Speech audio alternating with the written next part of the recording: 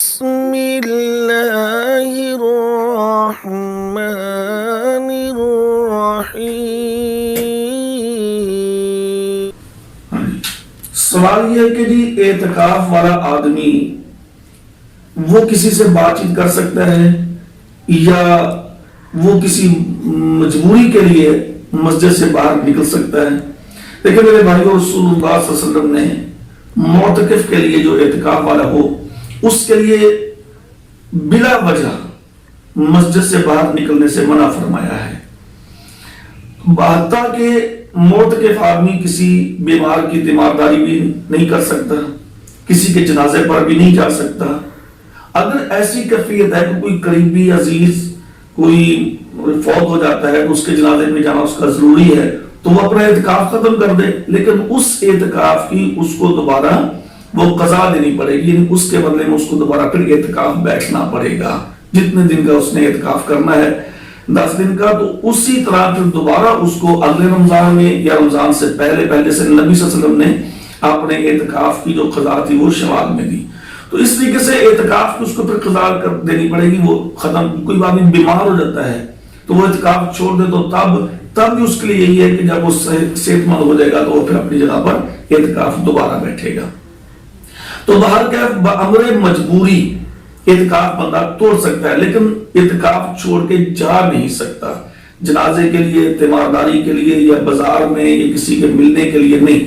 البتہ اتنی زیادہ سختیاں بھی نہیں جو ہمارے معاشرے کے اندر پائی جاتی ہیں۔ ایک بھائی نے بتایا کہ جی ہم اعتکاف بیٹھے تھے ایک جگہ پر، تو مولوی صاحب نے ہمیں کہا کہ بھی تم نے غسل بھی نہیں کرنا، نہانا بھی نہیں ہے، اور کہتے ہیں ہم 10 دن گرمی تھی ہم نہائے بھی نہیں۔ یہ تو بھائیو ظلم ہے، زیادتی ہے، ایسی کوئی حدیث نہیں ہے۔ اعتکاف کی حالت میں غسل کر سکتے ہیں، اعتکاف کی حالت میں کنگھی کر سکتے ہیں، صحیح بخاری کی حدیث ہے۔ رسول اللہ صلی اللہ علیہ وسلم اعتکاف بیٹھے ہوتے تھے، عائشہ فرماتی رضی اللہ تعالیٰ عنہا کہ آپ چونکہ آپ کا گھر اور یعنی کہ حجرہ اور مسجد کی دیوار ایک تھی تو آپ اپنا جو سر تھا وہ گھر کی طرف کر دیتے تھے، تو عائشہ فرماتی کہ میں آپ کی کنگھی کر دیا کرتی تھی۔ تو امہات المومنین رضی اللہ تعالیٰ عنہن وہ پیارے پیغمبر صلی اللہ علیہ وسلم کے پاس اعتکاف کی حالت میں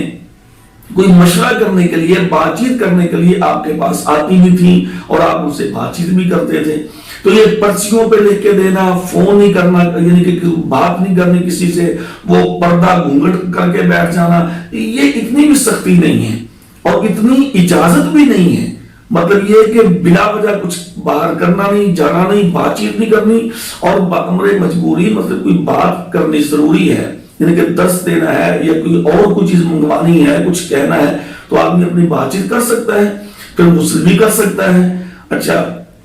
اسی طریقے سے اگر مسجد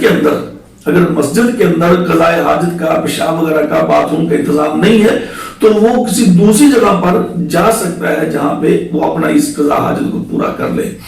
تو اسی طرح اعتکاف اس مسجد میں بیٹھنا چاہیے کہ جس مسجد کے اندر یہ انتظامات موجود ہوں اور جس میں باقاعدہ نماز ہوتی ہو، جس میں باقاعدہ جمعہ ہوتا ہو۔ عائشہ رضی اللہ عنہا کی حدیث ہے، سنن ابو داؤد کی حدیث نمبر 2473، تو اس میں وہ فرماتی ہیں کہ اعتکاف اس مسجد میں ہونا چاہیے جس میں باقاعدہ نماز ہوتی ہو، تاکہ نماز پڑھنے کے لیے پھر دوسری جگہ پر جانے کے لیے پریشانی کا سامنا نہ کرنا پڑے۔ تو اسی طریقے سے میرے بھائیوں، مسجد کے اندر جو آدمی اعتکاف بیٹھے گا وہ زیادہ بات چیت سے پرہیز کرے گا، زیادہ آنے جانے سے پرہیز کرے گا۔ اس کا کام یہ ہونا چاہیے کہ وہ اللہ تعالیٰ کی طرف رجوع کرے،